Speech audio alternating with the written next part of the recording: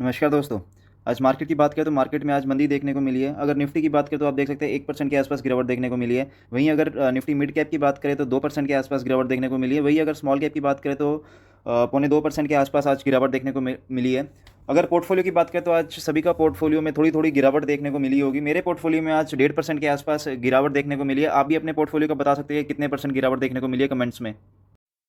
दोस्तों sector wise बात करें तो आज सिर्फ और सिर्फ निफ्टी एफएमसीजी में थोड़ा बहुत उछाल देखने को मिला 0.91% के आसपास। बाकी जितने भी निफ्टी के सेक्टर्स हैं, निफ्टी मीडिया से लेकर निफ्टी मेटल तक आप देख सकते हैं सभी के सभी में आज हमको गिरावट देखने को मिली है। निफ्टी मेटल की बात करें तो 6.5% के आसपास भारी गिरावट देखने को मिली है। दोस्तों हमारा सिर्फ एक ही काम होना चाहिए, क्वालिटी स्टॉक्स बाय करना और अच्छे डिस्काउंट पे बाय करना। अगर वो हमें और डिस्काउंट पे मिलते हैं मार्केट में मंदी आने की वजह से, तो वो हमें और अच्छा फील होना चाहिए कि हमें अच्छा स्टॉक अच्छे और अच्छे डिस्काउंट पे मिल रहा है। तो बिल्कुल भी घबराने की बात नहीं है। आपको एक चीज़ जाननी चाहिए, जब भी मार्केट 2-3 कदम पीछे आती है या नीचे आती है तो 10 कदम आगे बढ़ती है। आप ये प्रीवियस ट्रेंड चेक कर सकते हैं। तो मार्केट नीचे जा रहा है तो कोई घबराने की बात नहीं है, क्योंकि हम लोगों का प्रिंसिपल है, हम लोग एसआईपी वे में इन्वेस्ट कर रहे हैं। लमसम में अभी की सिचुएशन पे इन्वेस्ट नहीं कर रहे, क्योंकि मार्केट ऊपर के लेवल पे काम कर रहा है। तो हम एसआईपी वे में इन्वेस्ट कर रहे हैं। तो अभी जो जो स्टॉक्स और नीचे आए हैं उनमें हम धीरे धीरे अपना इन्वेस्टमेंट बढ़ाएंगे। दोस्तों आपसे एक रिक्वेस्ट है कि वीडियो को पूरा देखा करिए, स्किप मत किया करिए, ताकि आपसे कोई भी पॉइंट या किसी भी स्टॉक के बारे में कुछ भी इन्फॉर्मेशन मिस ना हो। अगर आप अकेला स्टॉक का नाम देख के वीडियो आगे बढ़ा दोगे तो जो भी मैं बाइंग लेवल बताता हूँ आपको, किस लेवल पे कितना कितना बाय करना है मार्केट में, अगर कल को और गिरावट आती है तो कैसे इसको स्टॉक को बाय करना है नहीं करना है, तो अगर वो चीज़ आप मिस कर दोगे तो फिर कल को अगर कुछ भी होता है तो वो आपको फिर समझ नहीं आएगा क्या करना है मार्केट में। आज के पहले स्टॉक की बात करें तो कंपनी का नाम है एफएल इंडिया। कंपनी के अगर आप पिछले 2 साल में रिटर्न देखोगे, आप देख सकते हैं कंपनी 2019 में लिस्ट हुई थी, तो 2019 से लेकर 2021 तक अगर आप रिटर्न देखोगे 450% के मैसिव रिटर्न दिए है कंपनी ने। कंपनी जो है अपने सेक्टर की लीडर है और कंपनी एडवर्टाइजमेंट सेक्टर में काम करती है।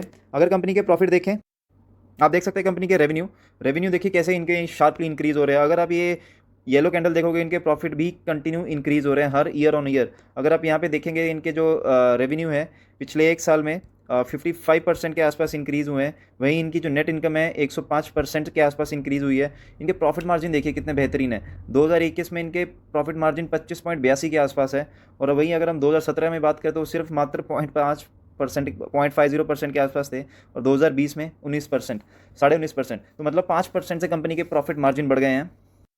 फंडामेंटल की बात करें तो आप देख सकते हैं कंपनी अभी छोटी कंपनी है, 13,000 करोड़ के आसपास की कंपनी है। पीई की बात करें तो अभी 86 के आसपास पीई दिखा रहा है। और अगर आरओसीई और आरओई की बात करें तो आप देख सकते हैं बहुत ही बेहतरीन है। आरओसीई 40 के आसपास आपको दिखाई देगा और आरओई आपको 46 के आसपास दिखाई देगा। डेट भी कुछ कंपनी के ऊपर ज़्यादा नहीं है, 120 करोड़ के आसपास का डेट है। पीई रेशियो की बात करें तो आप देख सकते हैं जो ये ब्लू ग्राफ दिखाई दे रहे हैं आपको, ये कंपनी के अर्निंग पर शेयर है। ये देखिए दर पर दर बढ़ते ही जा रहे हैं, और जो ये पर्पल लाइन है ये अर्निंग, ये पीई की लाइन है। तो आप देख सकते हैं कि जैसे ही इनके अर्निंग पर शेयर बढ़ रहे हैं उसके साथ ही इनका जो पीई वैल्यू है वो कम हो गई है। आप देख सकते हैं कि 160 के आसपास इनका पीई वैल्यू था, जो कम होकर अभी 80 के आसपास आ गया है। तो आने वाले टाइम में स्टॉक का प्राइस बढ़ने वाला है। प्रॉफिट की बात करें तो आप देख सकते हैं एवरी ईयर कंपनी का प्रॉफिट 28 से 49 करोड़, फिर 66 करोड़, फिर 135 करोड़, फिर 152, एवरी ईयर कंपनी का प्रॉफिट बढ़ रहा है। शेयर होल्डर पैटर्न की बात करें तो आप देख सकते हैं प्रमोटर की होल्डिंग जो है 68 से लेके 59 के आसपास हो गई है। और वहीं अगर हम एफ की बात करें तो 7.59 से लेके 18.25, ऑलमोस्ट 10% के भी ज़्यादा एफ का होल्डिंग बढ़ गया। तो आप देख सकते हैं एफ को कितना भरोसा है कंपनी में, आने वाले दिनों में बहुत अच्छा परफॉर्म कर सकती है। बाइंग लेवल की बात करें तो आप देख सकते हैं कंपनी जो है अभी 6200 के आसपास से आपको डिस्काउंट में देखने को मिल रही है। पूरा डिस्काउंट आपको देखने को मिल रहा है। ये कंपनी ASM कैटेगरी में आ गई थी, तो पहले ये स्टेज 4 में थी। तब आप देख सकते हैं कि पहले जब स्टॉक यहाँ पे ट्रेड कर रहा था तो ये स्टेज 4 में थी। अभी ये रिसेंटली इस लास्ट वीक में स्टेज 3 में हुई है, तो यहाँ पे ट्रेड कर रही है। उसके बाद आने वाले दिनों में ये स्टेज 2, स्टेज 1, फिर ये ASM कैटेगरी से निकल जाएगी। तो दोबारा आपको स्टॉक का प्राइस यहाँ पे 6000 के भी ऊपर जाता हुआ दिखेगा। वहीं अगर हम इसके RSI की बात करें तो आप देख सकते हैं अभी 54 का RSI है। ये कंटिन्यू अगर किसी ने यहाँ पे खरीदारी मिस कर दी है तो वो अभी जब ये 50 के आसपास आपको RSI दिखेगा दोबारा, तो आप परचेस कर सकते हैं स्टॉक का। वहीं अगर हम बाइंग लेवल की बात करें तो आप देख सकते हैं अगर आपको ये स्टॉक इस कंसोलिडेशन फेज में मिलता है यहाँ पे 4650 के आसपास, तब आप फर्स्ट इंस्टॉलमेंट में बाय कर सकते हैं। उसके बाद अगर आपको ये स्टॉक इस कंसोलिडेशन जोन में 4300 के आसपास मिलता है तो आप दूसरी बाइंग कर सकते हैं। वहीं अगर आपको ये स्टॉक 3900 के आसपास मिलता है, 39 से 4000 की रेंज में दोबारा जाता हुआ दिखता है, तो आप फिर थर्ड फेज़ की बाइंग कर सकते हैं। बहुत ही बेहतरीन कंपनी है। आने वाले 5 सालों में कंपनी का गोल है कि हम 50% CAGR से ग्रो करेंगे। तो मतलब आने वाले दिनों में कंपनी का जो स्टॉक प्राइस है वो बहुत ही बढ़ने वाला है। और इस कंपनी ने स्प्लिट भी अनाउंस किया 1:5। तो आने वाले दिनों में कंपनी का स्टॉक थोड़ा सा इस सस्ता हो जाएगा रिटेल इन्वेस्टर्स के लिए परचेस करने का। बाकी कंपनी के फंडामेंटल से वही रहेंगे, सब कुछ वही रहेगा, जस्ट स्टॉक सस्ता हो जाएगा उनको परचेस करने के लिए, बाकी कुछ प्रॉब्लम नहीं है। तो आप इसमें स्टॉक में डेफिनेटली परचेस करने का सोच सकते हैं, और अगर आपको नीचे गिरता है तो आप इसमें डेफिनेटली खरीदारी करना का प्लान कर सकते हैं, लेकिन SIP वे में। अगली कंपनी की बात करें तो कंपनी का नाम है PI इंडस्ट्रीज़। आप देख सकते हैं कि पिछले 10 साल में, यहाँ 2011 में कंपनी यहाँ पे लिस्ट हुई थी, तो पिछले 10 साल में कंपनी ने ऑलमोस्ट 4400% के रिटर्न दिए, मैसिव रिटर्न दे रही है कंपनी। एक बार कंपनी की डिटेल चेक करते हैं। आप यहाँ देख सकते हैं जो कंपनी है सेक्टर लीडर है एग्रोकेमिकल इंडस्ट्री का, और इनके पास state of the art facilities है। गुजरात में इनका इंटीग्रेटेड प्रोसेस डेवलपमेंट प्लांट है। फंडामेंटल्स देखिए तो कंपनी का मार्केट कैप आप देख सकते हैं ऑलमोस्ट 52,500 करोड़ के आसपास आपको दिखेगा। स्टॉक का पीई आप चेक कर सकते हैं 67 के आसपास आपको पीई मिलेगा। वहीं अगर आप इनके ROCE और ROE की बात करोगे तो आपको 22 और 18.5 के आसपास मिल जाएगा। डेट भी कुछ ज़्यादा नहीं है, 328 करोड़ का मात्र डेट है। प्रोज की बात करें तो कंपनी के पॉजिटिव पॉइंट की बात करें तो आप देख सकते हैं कंपनी जो है डेट फ्री है, रिड्यूस डेट है और डेट फ्री भी है, और पिछले 5 साल में 19% CAGR के आसपास ग्रो हुई है। और डेटर के जो डेज थे, जो पैसा कर्जदारी जो पैसा देते थे 70 दिनों में दे रहे थे, अभी 56 दिनों में दे रहे हैं। और जो कंपनी की सेल्स है वो 21.61% में ग्रो हुई है लास्ट 10 साल में। और अगर हम इनका कॉन्स की बात करें तो आप देख सकते हैं कंपनी जो है अभी 9.84 टाइम्स इट्स बुक वैल्यू पे ट्रेड कर रहा है स्टॉक, और पिछले 3 सालों में प्रमोटर का ऑलमोस्ट 5% के आसपास हिस्सेदारी कम हुई है। प्रॉफिट की बात करें तो आप देख सकते हैं कंपनी का 368 करोड़ से लेके 410, 457, 738, 780 करोड़ का पिछले 5 सालों में। आप देख सकते हैं कंपनी का each and every year company का प्रॉफिट बढ़ रहा है। वही अगर हम देखें, हमने कॉन्स में देखा था कि प्रमोटर की होल्डिंग कम हुई है। यहाँ पे आप देख सकते हैं 51.35 से लेकर 46.74 में हुई, लेकिन आप देखिए जो FIS का होल्डिंग है 11.71 से लेकर 19.64 के आसपास हो गया है। तो FIS का होल्डिंग बढ़ा है, तो वो इसमें कोई प्रॉब्लम नहीं है। FIS बहुत स्मार्ट इन्वेस्टर होते हैं, उनके पास बहुत सारे टूल है चेक करने के लिए कंपनी आने वाले दिनों में कैसा परफॉर्म करेगी। तो FIS का होल्डिंग बढ़ा है, मतलब FIS को भरोसा है कंपनी के ऊपर, तो आप भी कंपनी को डेफिनेटली भरोसा कर सकते हैं।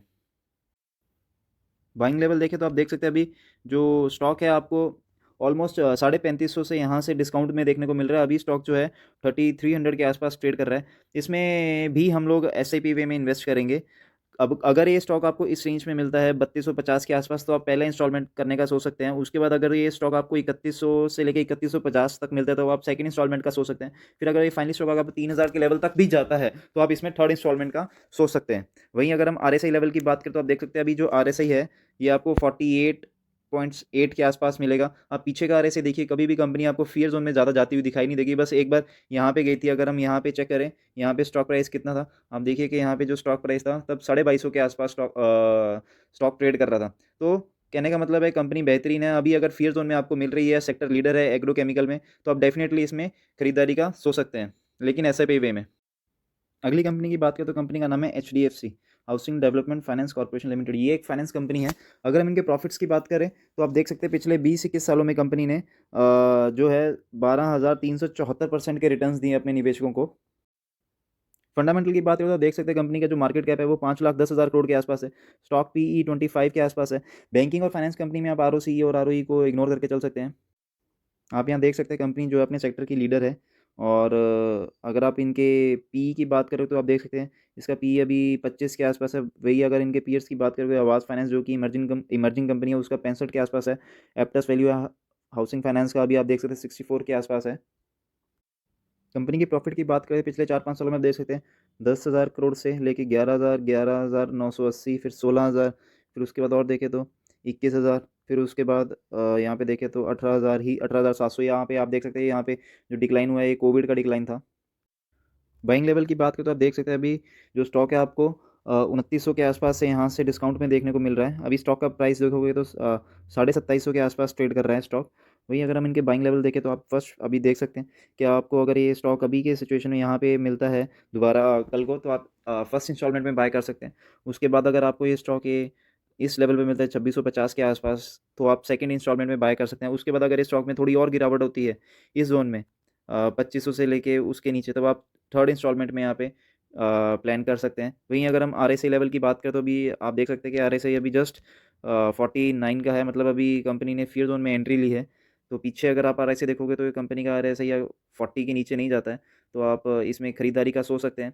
दोस्तों बिल्कुल भी डरने की बात नहीं है, बहुत बेहतरीन कंपनी है, मार्केट कैप बहुत ज़्यादा है। अगर ये कंपनी नीचे भी जाती है तो कोई घबराने की बात नहीं है। आप यहाँ पे भी देख सकते हैं कंपनी जब भी नीचे गई है उसके बाद बहुत तगड़ा इसमें शार्प आया है। तो अभी इतना नीचे तो जा नहीं सकती है कंपनी, तो अगर ये आपको इस लेवल पे मिलती है तो आप डेफिनेटली इंस्टॉलमेंट्स में बाय करके आगे चल सकते हैं।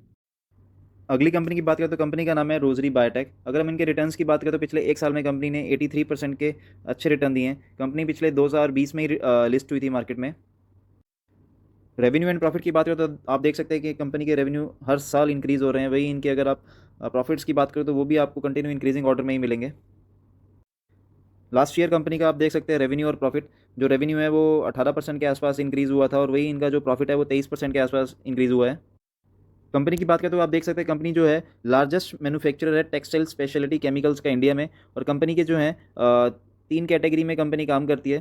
पहला जो है एक ये home personal care and performance chemicals बनाते हैं, दूसरा टेक्सटाइल स्पेशलिटी केमिकल्स बनाते हैं, तीसरा एनिमल हेल्थ एंड न्यूट्रिशंस के अकॉर्डिंगली ये केमिकल्स बनाते हैं। फंडामेंटल की बात करें तो आप देख सकते हैं कंपनी का जो मार्केट कैप है 8,100 करोड़ के आसपास है और स्टॉक का पी 97 के आसपास दिखाई दे रहा है। मतलब स्टॉक थोड़ा सा एक्सपेंसिव है क्योंकि स्टॉक के जो प्रॉफिट्स हैं वो आपने देखे हैं कैसे इंक्रीज़ हो रहे हैं। ROCE और ROE की बात करें तो आप देख सकते हैं 29 के आसपास आपको ROCE मिलेगा, ROE 29 के आसपास 22 के आसपास है। डेप्ट कुछ भी नहीं है कंपनी पे।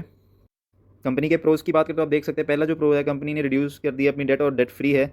और company is expected to give good quarter और 87% के CAGR से पिछले 5 साल में कंपनी ने परफॉर्मेंस दिया है। और रिटर्न ऑन इक्विटी आप देख सकते हैं 29.22 के आसपास है पिछले 5 सालों में। और वहीं अगर हम इनके कॉन्स की बात करें तो आप देख सकते हैं जो स्टॉक का ट्रेडिंग प्राइस है वो 20.14 टाइम्स इट्स बुक वैल्यू है और प्रमोटर का होल्डिंग थोड़ा कम हुआ है 4% के आसपास। दोस्तों एक चीज़ है कि ये अभी स्मॉल कैप कंपनी है तो प्रमोटर्स को पैसा चाहिए होता है मार्केट में नया नया इन्वेस्ट करने के लिए, तो प्रमोटर्स अपनी होल्डिंग बेचते हैं इसीलिए। प्रॉफिट की बात करें तो आप देख सकते हैं कंपनी का जो प्रॉफिट था तो 16 करोड़ से लेकर 29 करोड़, 40 करोड़, 66, 79, 84 हर साल इंक्रीज़ हो रहा है प्रॉफिट। FIs और प्रमोटर की होल्डिंग की बात करें तो आप देखते थे प्रमोटर की होल्डिंग 72.69 से 68.70 हुई है। वहीं FIs का होल्डिंग 4.70 से 7.82 हो गया। FIs का होल्डिंग कंटिन्यू इंक्रीज़ हो रहा है कंपनी में, बहुत अच्छी बात है। बाइंग लेवल की बात करें तो आप देख सकते हैं कंपनी जो है आपको 1600 के आसपास से यहाँ से डिस्काउंट में देखने को मिल रही है। अभी कंपनी का ट्रेडिंग प्राइस 1430 के आसपास का है। अगर हम इनके बाइंग लेवल देखें तो आप देख सकते हैं जो पहली बाइंग है आप फर्स्ट इंस्टॉलमेंट की बाइंग 1400 के आसपास कर सकते हैं। उसके बाद ये इस कंसोलिडेशन जोन में दोबारा आता है तो आप यहाँ पे 1350 के आसपास बाय कर सकते हैं। उसके बाद 1300 पे इसने अच्छा खासा सपोर्ट लिया है पिछली बार, आप यहाँ पे भी तीसरा इंस्टॉलमेंट में बाय कर सकते हैं। वहीं अगर हम RSI की बात करें तो अभी कंपनी फेयर जोन में नहीं है, 54 के आसपास अभी कंपनी का RSI चल रहा है। पीछे आप देख सकते हैं जब भी कंपनी में खरीदारी का मौका बना है तो अच्छा रिटर्न दिया है। यहाँ पे आप देख सकते हैं कंपनी का RSI था यहाँ पे फेयर जोन में गया था तो इस टाइम पे स्टॉक का प्राइस 1180-90 के आसपास था। उसके बाद दोबारा फेयर जोन में अभी कंपनी एंटर करने वाली है, तो अगर इसमें आपको चांस मिलता है तो डेफिनेटली इन्वेस्ट करिए और अच्छे रिटर्न्स मिलेंगे आपको आने वाले टाइम में। अगली कंपनी की बात करें तो कंपनी का नाम है ICICI bank. Second largest bank है ये इंडिया का प्राइवेट सेक्टर की बात करें तो। अगर हम इनके रिटर्न्स की बात करें तो आप देख सकते हैं पिछले 22 सालों में 1999 के आसपास ये लिस्ट हुई थी, तब से लेके अभी तक कंपनी ने 17,200% के आसपास का रिटर्न दिया है।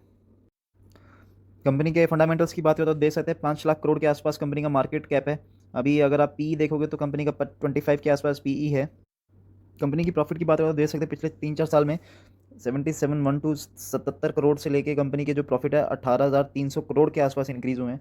कंपनी अच्छा खासा रेवेन्यू इंक्रीज़ कर रही है, अच्छा खासा कंपनी के प्रॉफिट्स भी इंक्रीज़ हो रहे हैं। बाइंग लेवल की बात करें तो आप देख सकते हैं कंपनी आपको 735 के आसपास से डिस्काउंट में देखने को मिल रही है। इसमें भी अच्छा खासा भी मौका है बाय करने का। अगर हम बाइंग लेवल की बात करें तो आप देख सकते हैं पहला जो बाइंग लेवल है 700 के आसपास का है। उसके बाद अगर दोबारा थोड़ा सा और नीचे गिरता है तो 675 के आसपास का दूसरा बाय लेवल है और उसके और नीचे जाता है तो 650 के लेवल के आसपास का बाय लेवल है। वहीं अगर हम इसके RSI की बात करें तो आप देख सकते हैं कंपनी अभी 51 के आसपास इनका RSI चल रहा है, अभी फियर जोन में नहीं है। और अगर आप पीछे का ट्रेंड देखोगे तो देखो ज़्यादा कंपनी फियर जोन में जाती भी नहीं है। वहीं अगर आप इस लेवल पे देखो फियर जोन में गई थी लेकिन इस लेवल पे कंपनी का शेयर प्राइस की वैल्यू 550 से लेकर 575 के आसपास थी। उसके बाद कंपनी ज़्यादा फियर जोन में नहीं गई है, तो इसमें अच्छा मौका हो सकता है यहाँ पे इन्वेस्ट करने का। लेकिन आप ध्यान रखिए कि सिर्फ और सिर्फ बाय ऑन डिप और SIP वे में ही इन्वेस्ट करेंगे। अभी मार्केट ऊपर के लेवल पे चल रहा है। अगली कंपनी की बात करें तो कंपनी का नाम है HDFC लाइफ इंश्योरेंस कंपनी जो अपने सेक्टर की लीडर है। अगर हम इनके रिटर्न्स की बात करें तो 2018 के आसपास कंपनी लिस्ट हुई, तब से लेकर अभी तक कंपनी ने 111% के आसपास अच्छे रिटर्न दिए हैं। अगर इनके रेवेन्यू की बात करें तो आप देख सकते हैं पहले इनका रेवेन्यू ठीक ठाक चलता था। उसके बाद अभी कोविड के बाद इनका रेवेन्यू कितना शार्पली इंक्रीज़ हुआ है, लेकिन अगर आप ये देखोगे कि इनके जो है प्रॉफिट, तो प्रॉफिट इतने अच्छे से नहीं निकले, क्योंकि कोविड की वजह से क्लेम बहुत ज़्यादा थे, तो कंपनी को क्लेम बहुत सेटल करने पड़े, जिसकी वजह से इनका प्रॉफिट थोड़ा बहुत डिप हुआ है। लेकिन आप एक चीज़ नोटिस करिए, अभी लोगों में बहुत ज़्यादा अवेयरनेस आ गई है, लोग अपना ज़्यादा से ज़्यादा हेल्थ इंश्योरेंस करवा रहे हैं। हर कोई लोग अपना हेल्थ इंश्योरेंस करवाए, तो जिसका डायरेक्टली फ़ायदा इनको होने वाला है एसबीआई लाइफ इंश्योरेंस को और एचडीएफसी लाइफ इंश्योरेंस कंपनी को। आने वाले दिनों में आप देखोगे कि कोविड के क्लेम भी नहीं है, तब इनके प्रॉफिट्स अच्छे से इंक्रीज़ हो गए, और आने वाले दिनों में स्टॉक आपको बहुत अच्छा परफॉर्म करके दे सकता है।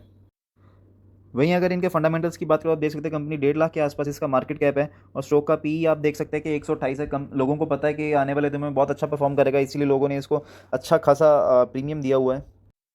नेट प्रॉफिट की बात करें तो आप देख सकते हैं कंपनी के नेट प्रॉफिट इंक्रीज़ हो रहे हैं। पिछले 3-4 सालों में 1100 करोड़ से लेकर 1361 करोड़ तक इंक्रीज़ हुए इनके प्रॉफिट। होल्डिंग की बात करें तो आप देख सकते हैं प्रमोटर के पास अभी 58% के आसपास स्टेक्स हैं। वही अगर एफआईएस का बात करें तो 21% से लेके इनके स्टेक 25.5% के आसपास हो गए हैं। बाइंग लेवल की बात करें तो अभी ये कंपनी आपको 775 के आसपास से डिस्काउंट में देखने को मिल रही है। अभी कंपनी 730 के आसपास ट्रेड कर रही है।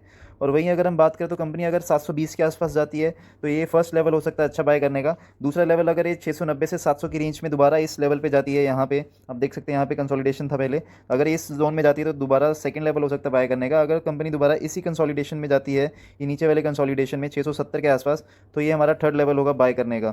तो इसी ये इंस्टॉलमेंट्स में एसआईपी में बाय ऑन डिप स्ट्रेटेजी का यूज़ करते हुए आप इसमें इन्वेस्ट कर सकते हैं। भाई अगर हम आरएसआई लेवल की बात करें तो आप देख सकते हैं अभी फियर जोन में नहीं है, 54 के आसपास है।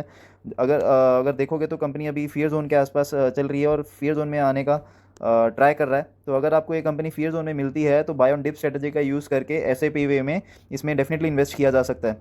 तो दोस्तों इस वीडियो में इतना ही, मिलते हैं अगली वीडियो में कुछ नए स्टॉक्स के साथ और क्वालिटी स्टॉक्स के साथ। वीडियो अच्छा लगे तो लाइक कर देना, चैनल पर नए हो तो सब्सक्राइब कर देना, शेयर कर देना, चैनल को सपोर्ट करिए प्लीज़।